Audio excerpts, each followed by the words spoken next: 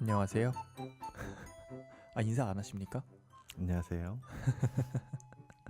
불닭볶음면을 먹고 입에서 불닭볶음면이 내는 상태로 마스크를 쓰고 오늘도 미세먼지가 심하기 때문에 녹음을 하고 있는 함께 하고 있고요.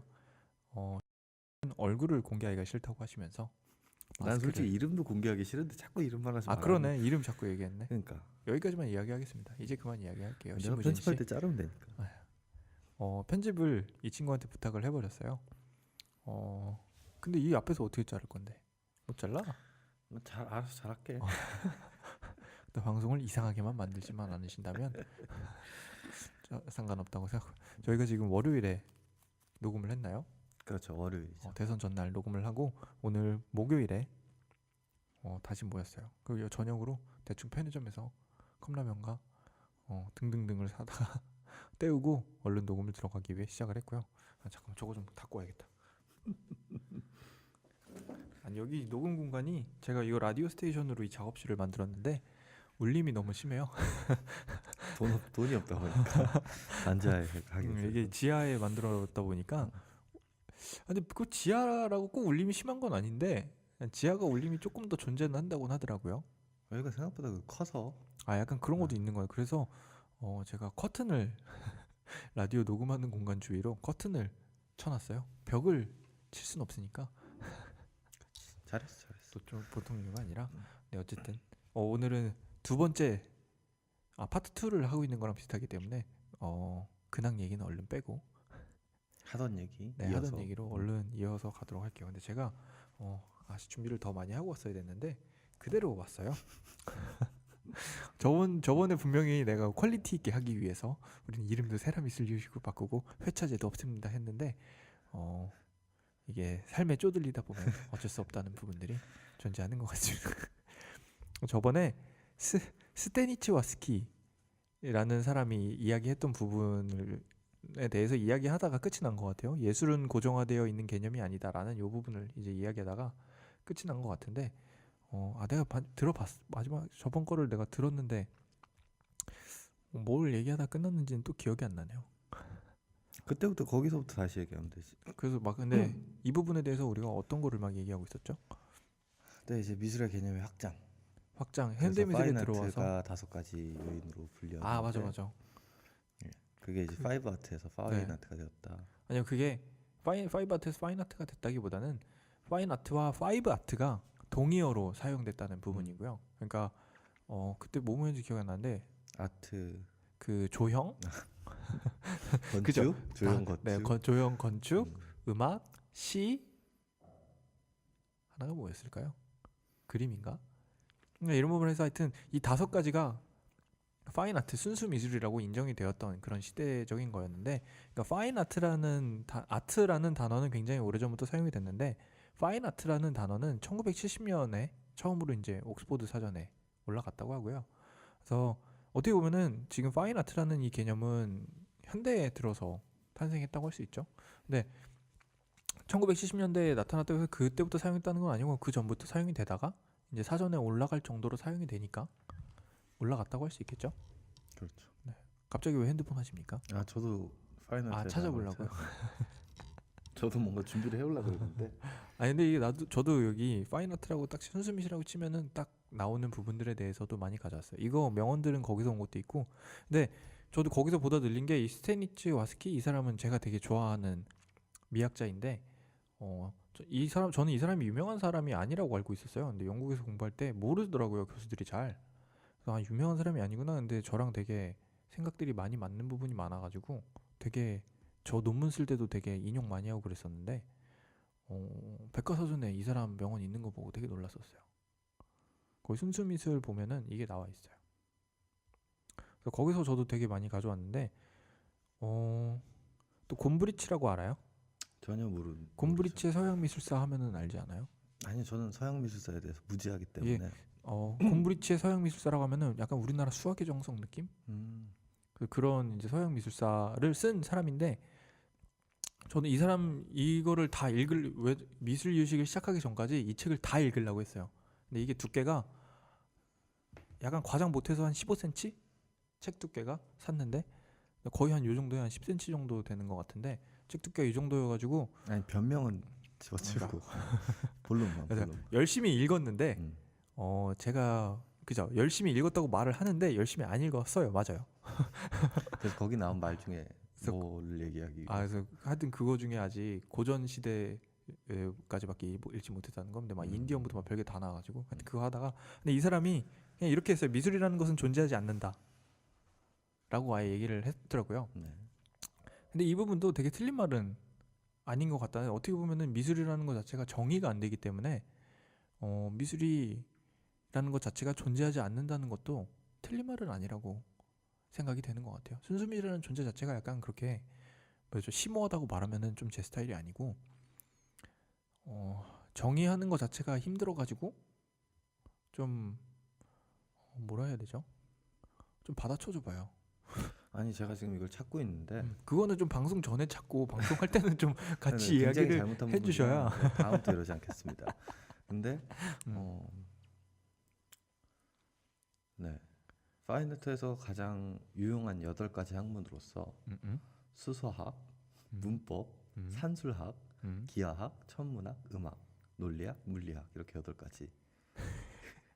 너 이렇게 저번부터 뭔 소리 하는지 뭐 이해가 잘 안 돼. 매슬로의 5대 욕구부터 시작해서 이상한 것만 자꾸 나 그거 가져와서. 편집하고 싶어. 근데 그게 그런 게 있어요. 뭐라 해야 되지? 미술을 언어학적으로 바라보는 사람도 있고, 그러니까 언어학자가 미술을 바라보는 근데 그분도 미학자이기도 하죠. 그 움베르토 에코라 그래가지고 이탈리아 되게 유명한 좀 글 쓰는 사람이라고 하는 게 저는 되게 어울릴 것 같아요. 그럼 소설도 되게 재밌고, 되게 소설을 보면은 정말 지식이 엄청나게 많구나라는 게 좀 보이는 사람이에요. 그래서 막 장미의 이름이라 그래가지고 소설을 보면은 그 무슨 성당이 아니죠. 수도원 안에서 막 뭐 이루어지는데 거기가 무슨 되게 미로처럼 돼 있어요. 근데 그거를 되게 과학적으로 어떻게 풀어내가지고 막 퀴즈 풀어내면서 막 나가는 이런 걸 하는데 거기서 근데 좀 약간 지식을 너무 이렇게 뭐라 그러죠? 자랑한다 싶을 정도로 좀 지나치게 많이 사용할 정도로 하여튼 되게 뭘 많이 아는 사람 같은데 그 사람이 미술에 대해서 이런 얘기를 한번 했어요. 이 얘기 한번 하려고 되게 뭔가를 많이 길게 얘기하고는 내가 그 사람이 미술에 대해서 약간 언어적으로 미술을 파헤친 부분이 있는데 미술은 왜 언어 자체가 약간 추측을 기반으로 한 의사소통의 수단이라고 그 사람은 얘기를 하거든요. 네. 근데 우리가 언어라는 것은 사회적으로 약속된 부분들이 있잖아요. 대표적으로 문법이라고 그러잖아요. 그래서 문법이나 이런 부분이 존재해서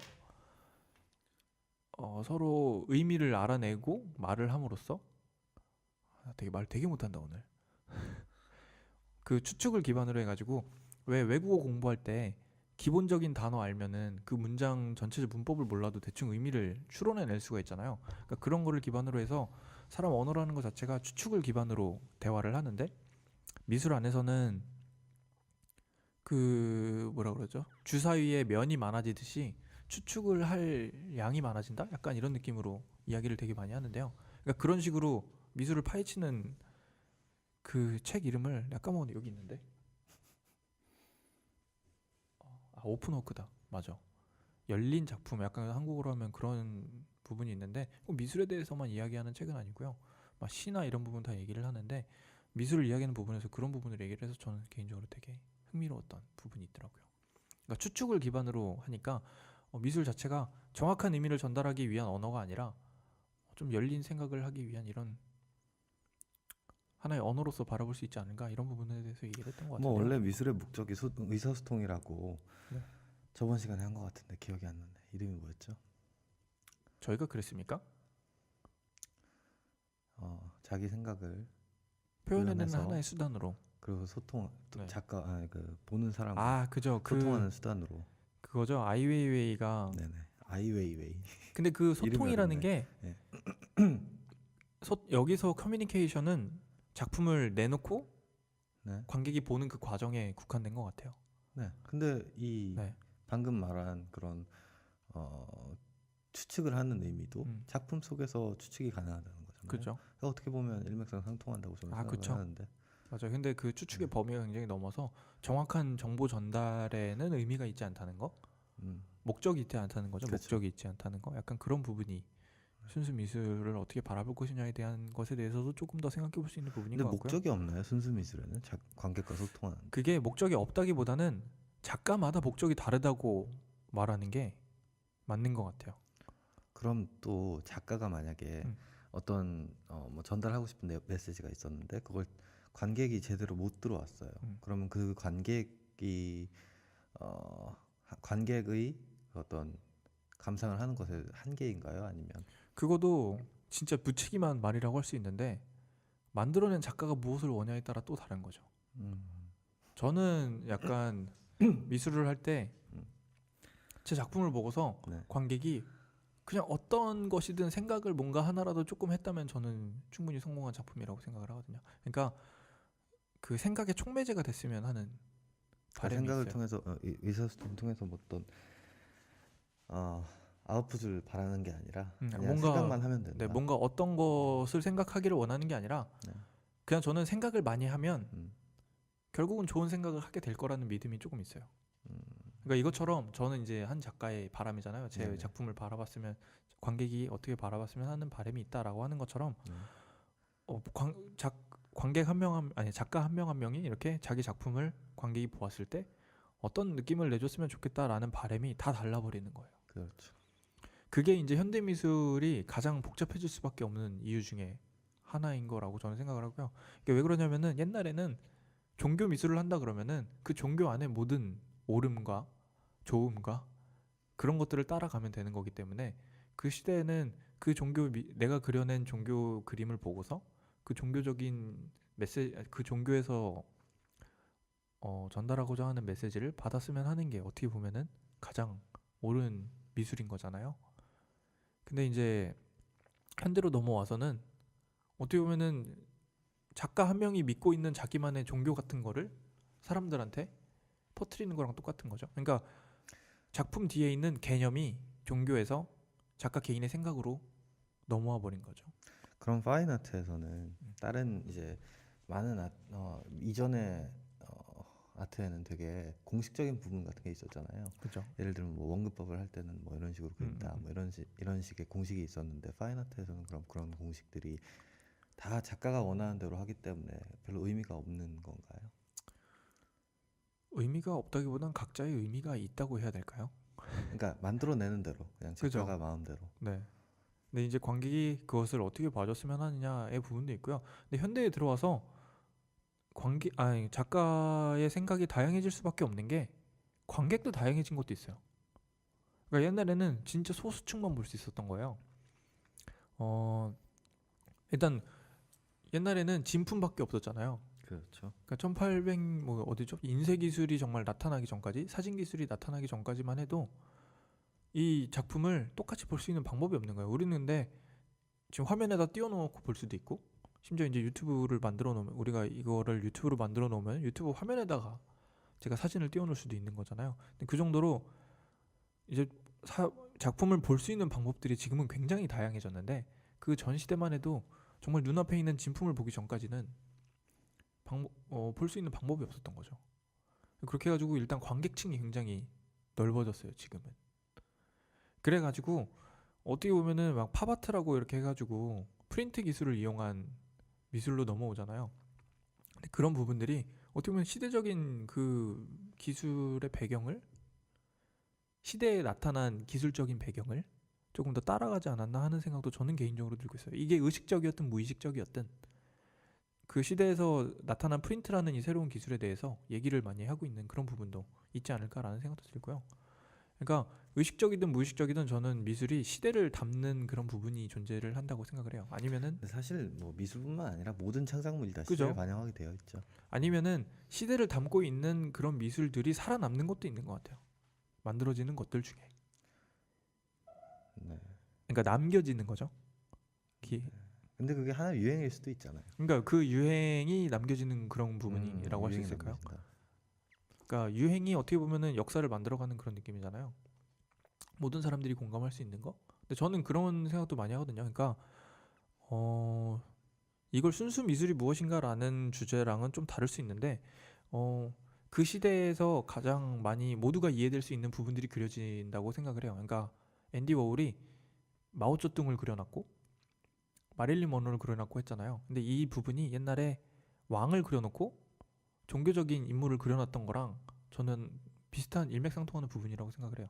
그러니까 보는 사람들이 보고서 이 사람이 누군지 누구나 다 알 수 있는 그런 느낌? 관객들이. 근데 이 말이 되게 지금 내가 머릿속에 정리가 안 되는데 아직 약간 위험한 말인 게 유행을 따라가는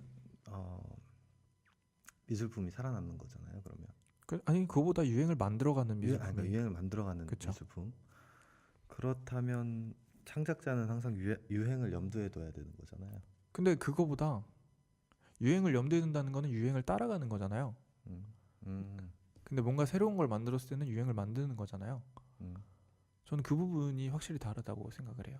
그러니까 유행을 따라가라고 말한다면 이거는 조금 저도 잘못된 수 있는 생각이라고 말을 하거든요. 근데 물론 뭐 작가가 그걸 원한다면 그게 전혀 나쁘지는 않다고 생각을 하는데 그럼 유행을 만들 때는 뭐 어떤 걸 보고 유행을 만들어야 될까요? 자기만의 신념이 뭔가 있어서 저는 운이 좋아서도 만들 수 있다고 생각을 해요. 근데 그 시대에 나타나는 새로운 것들이나 이런 거를 반영하고 사람들이 공감을 한다면 남겨질 수밖에 없다고 생각을 해요. 그러니까 저는 개인적으로 미술을 남겨지는 미술의 가치가 그런 부분에 존재한다고 생각을 하고요.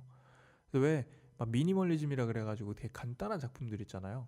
그게 정말 한창 정말 세상이 너무 복잡하던 시절에 그런 새로운 이미지들이 나타났던 그런 부분도 있어요. 그러니까 정말 옛날에 그 막 포드사 옛날부터 지금까지 살아남아 있는 그런 대기업들 있잖아요. 네. 미국이나 이런 부분에서 거기 초기 로고들을 보면은 진짜 정말 난잡함의 끝을 달려요. 로고가 진짜 막 사람 그려져 있고 옆에 막 글씨 붙어 있어 문장이랑 막 이렇게 해서 동그라미 하나에 거의 무슨 막 그 옛날에 그 동그라미를 그려놓은 그런 종교 미술 같이 하나를 아예 로고라고 해놨거든요. 근데 어느 시절이 지나면서부터 점점 단순화되고 이런 부분이 어느 정도 그 부분에도 반영이 됐다고 저는 개인적으로 생각을 하고 있고요. 그래서 저는 개인적으로 팝아트를 되게 의미 있는 미술이라고 생각을 하는 부분이 팝아트가 꼭 이렇게 선이 간단하고 이런 부분들만 얘기했던 게 아니라 잡지나 이런 데서 등장했던 이미지를 작품으로 이용했다는 부분에서 의미가 있다는 생각을 하는 게 그런 잡지나 등장하는 이런 매거진 뉴스 막 이런 왜 이렇게 자꾸 영어로 쓰지? 매거진이랑 뉴스를 보고 그죠? 잡지와 뉴스와 신문 똑같은 기사. 거잖아요. 맞아요. 그런 데서 나오는 그런 이미지들 있잖아요. 네. 그거를 잘라가지고 이용한 그런 부분들이 그러니까 대중들이 모두가 알아볼 수 있는 그런 대중적인 미술이 처음으로 시작되었다는 거.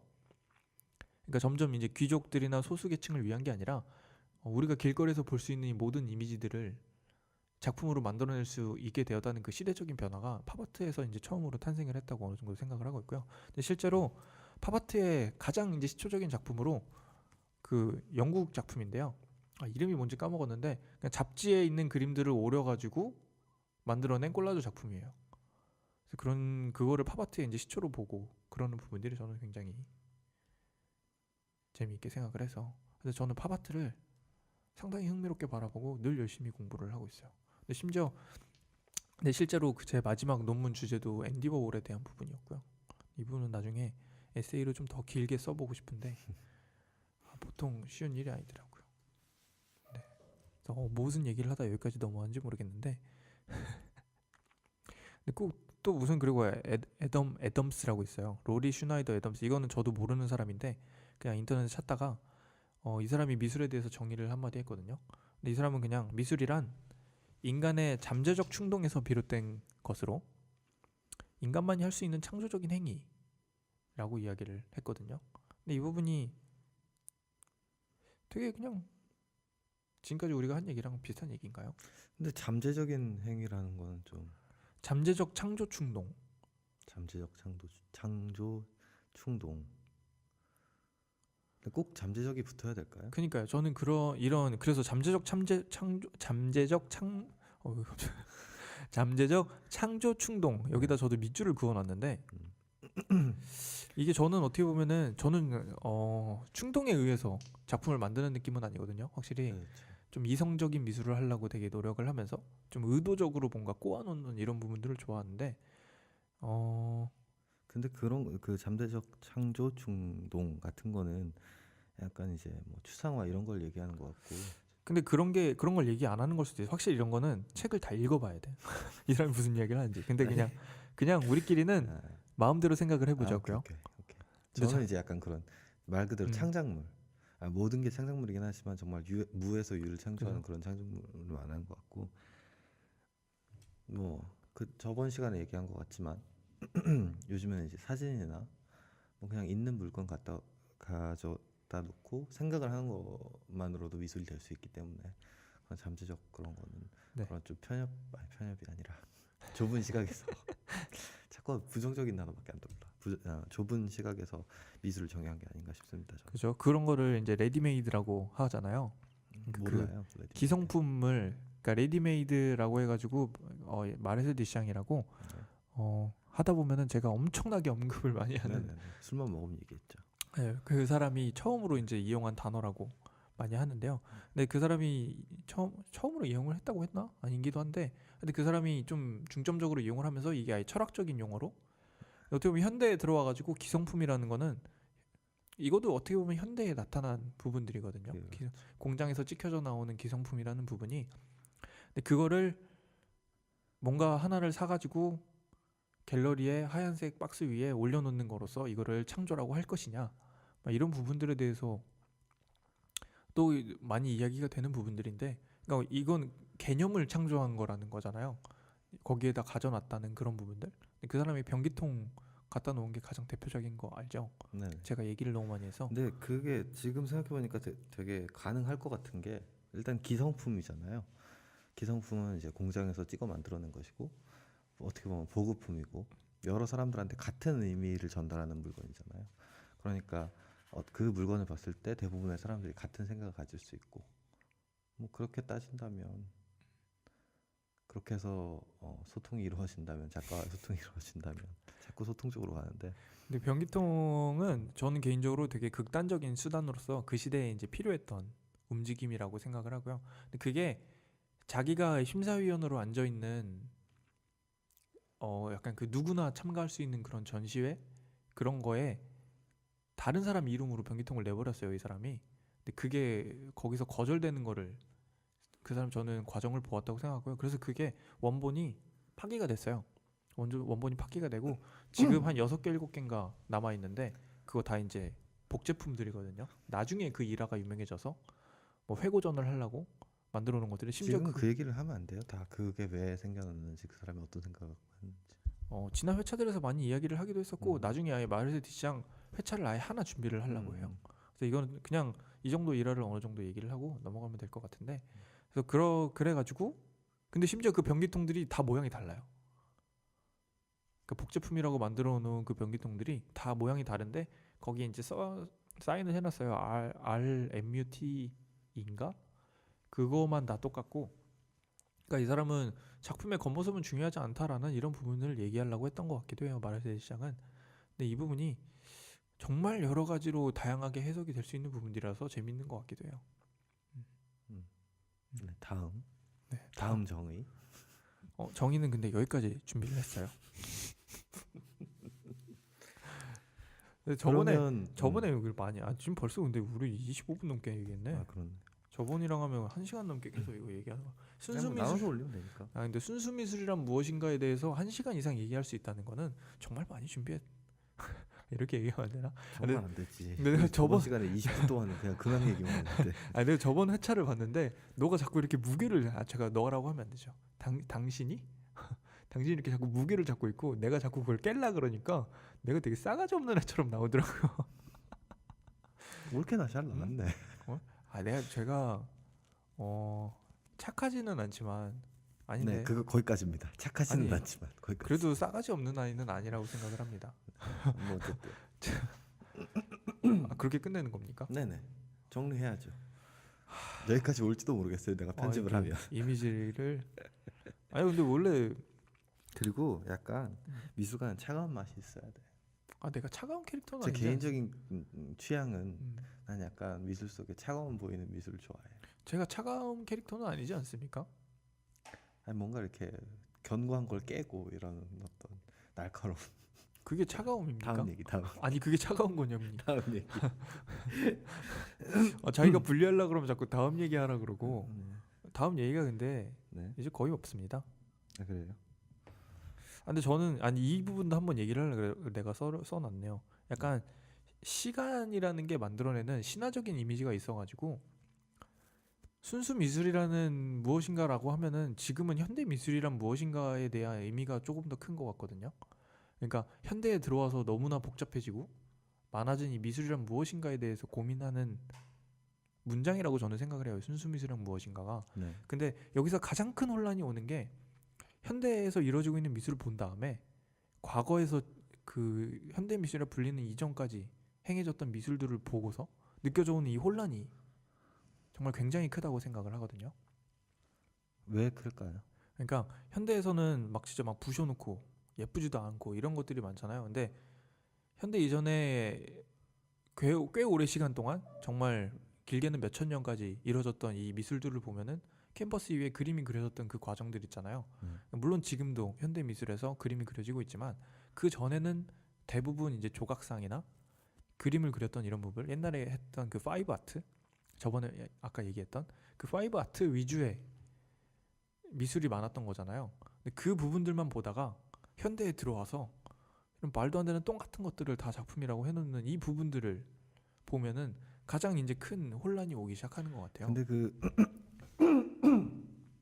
자 이제 다른 점이 그 이전의 아트들은 제가 아까도 얘기했지만 공식이 있었다 그랬잖아요.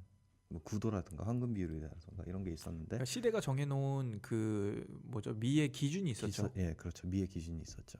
그런데 그런 걸 다 깨부시고 이제는 그런 기준조차 없이 누구나 다 미술을 할 수 있게 된 거잖아요.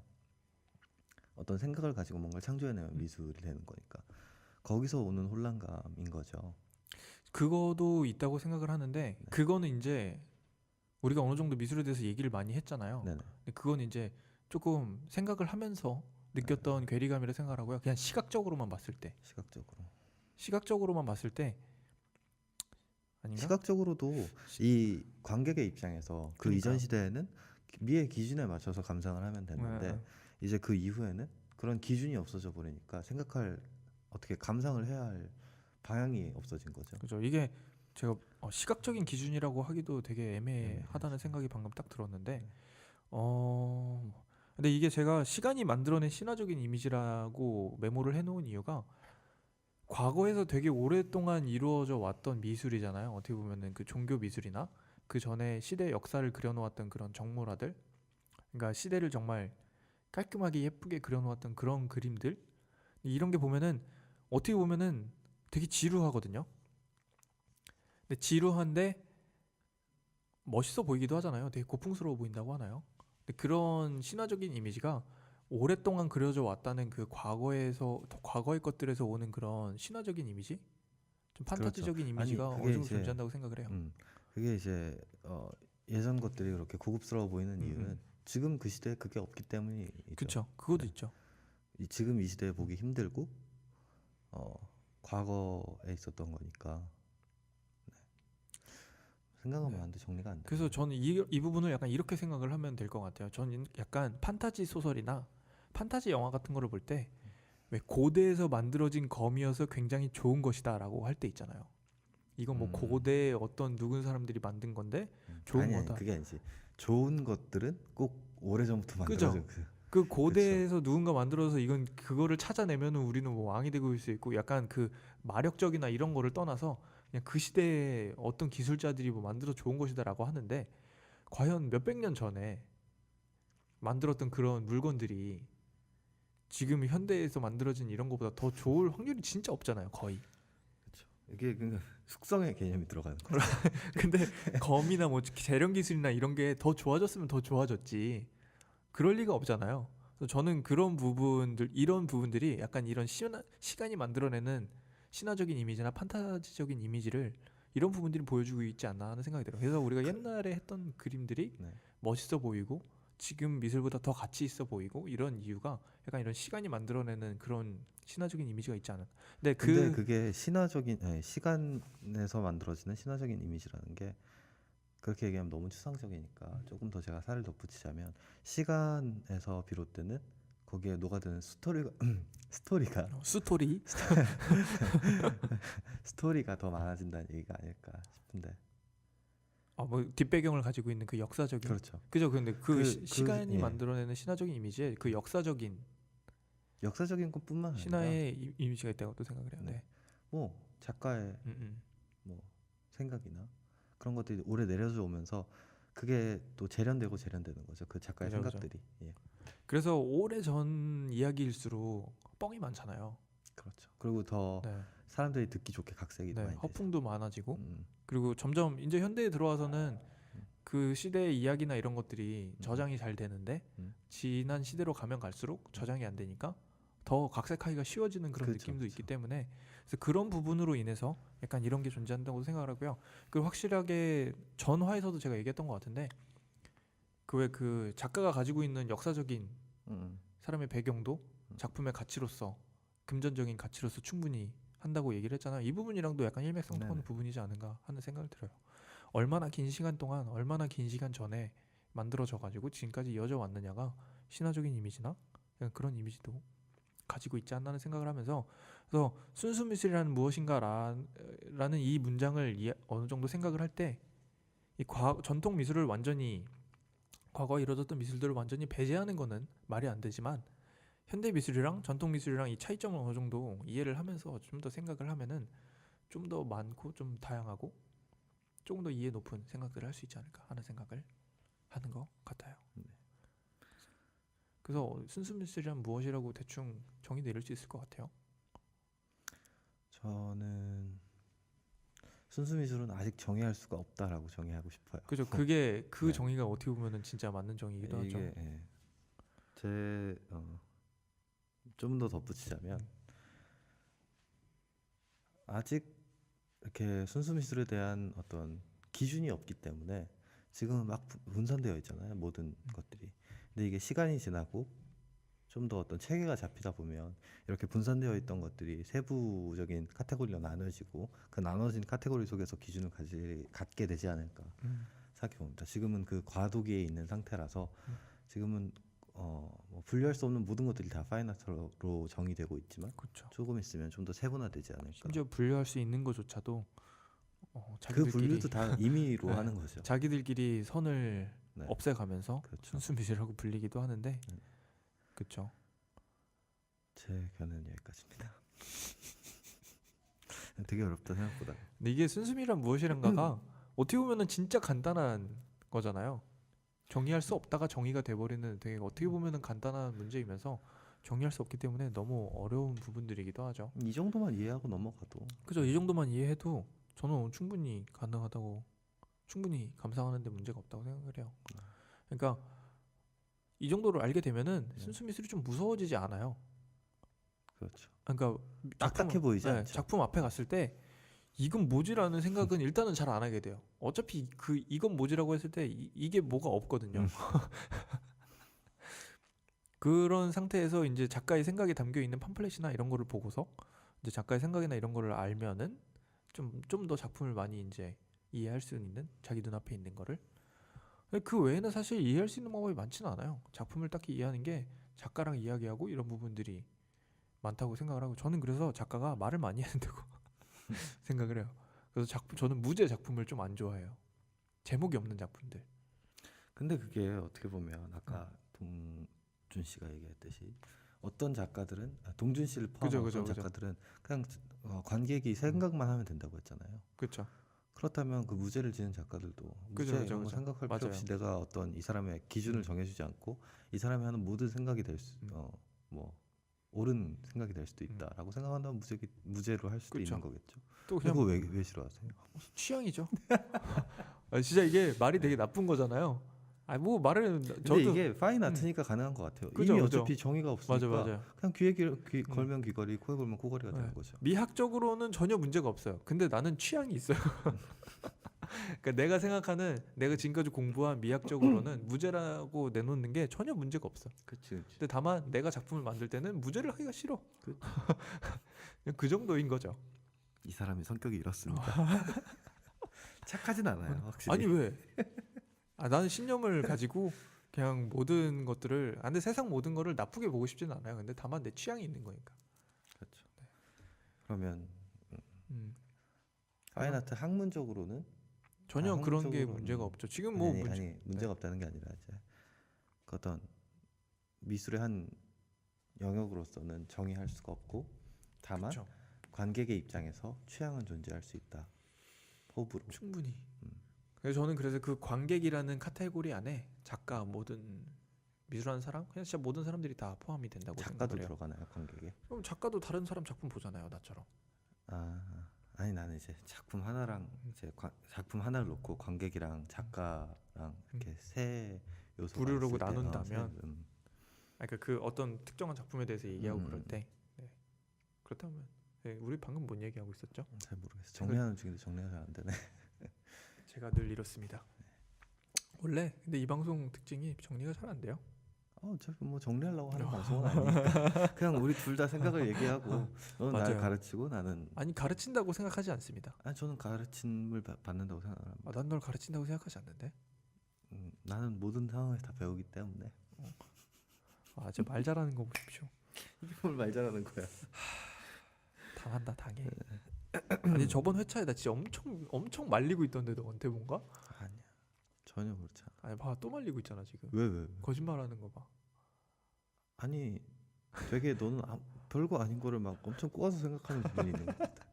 나도 그냥 내 할 말을 했고 너는 너 할 말을 했어. 그치? 그래. 야 내가 취향이라고 얘기하고 야, 그거랑 비슷해. 뭐 네. 무슨 얘기를 오늘 더 할 건가요? 그래서 아니 오늘 정리돼 갑니다. 네. 끝난 거 같은데? 다음엔 무슨 얘기를 할까요? 다음에 우리 뭐 얘기하기로 했죠? 뒤샹? 마르세 시장에 대해서 한번 쫙 풀어볼까요?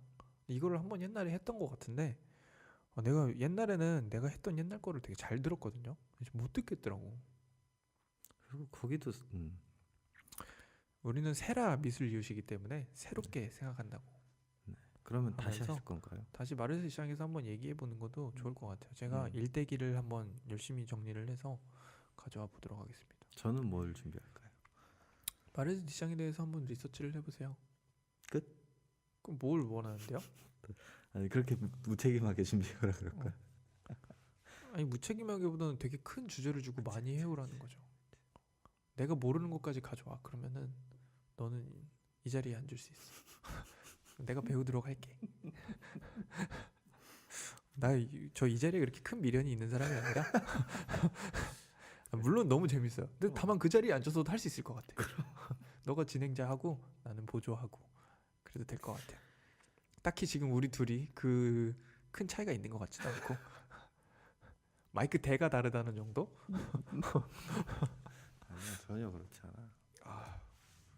나는 내가 하는 말에 책임감이 덜하지 너보다. 너는 배움이 있고 지식이 있는 상태에서 네가 뱉는 말하고 지식이 아무것도 없이 호기심에 뱉는 말하고는 배움이 있고 지식이 있는 척을 하는 중이죠. 열심히. 나는 그 척조차 하지 못하니까. 아니 그만해야겠다. 이제 재미없다. 그러니까 너랑 이제 나랑 끄자. 노가리 되게 재미없네. 그러니까 이제 술 먹으면서 하자. 아니 술 안 먹을래 오늘. 아까부터 자꾸 술 먹재. 오늘은 운동을 하러 갈 거고요. 오늘 서류 또 떨어졌거든. 서로 뭐가 떨어져? 서류. 서류가 뭐야? 이력서 서류. 너 그랬어? 없는 이야기 만들어내지 마. 진짜야. 이라 만들어낸다고. 진짜야. 진짜. 그렇게까지 열심히 안 해도 됩니다. 이거 잘라야겠다 이 뒷부분. 아이고 막 자르지 마. 웬만하면 내가 알아서 할게. 생으로 가는 게 최고야. 그럼요. 그렇죠. 다음 회차는 더 알차게 오도록 할게요.